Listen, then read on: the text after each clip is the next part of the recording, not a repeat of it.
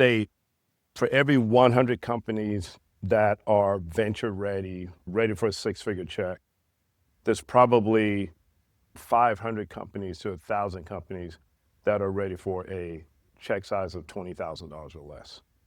Now, those folks who are ready for that check size of $20,000 or less, again, they're Main Street businesses, so they're not going to be companies that will generate $1 million in revenue, right? But they are companies that could generate $100,000 to $500,000 for that solo entrepreneur, solopreneur, or folks with 2 or 3 shops, right?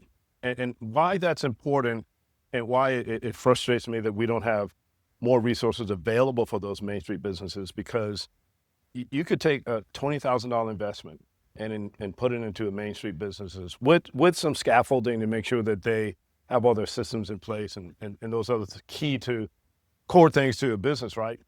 That $20,000 could probably produce about $125,000, $200,000 a year for 10 years for that entrepreneur and their family. And in a lot of cases, that's life-changing. Assuming that most times I will see that those Main Street businesses, their cost is not so high. So you take a $150,000 business and their cost may be $25,000, $30,000. Now you've got someone who's going to make consistently over $100,000 a year for the next 10 years. So that's a little bit frustrating for me, but in deal sourcing, that's what I found. The initial evaluation, for me, it's what is the problem that you're trying to solve?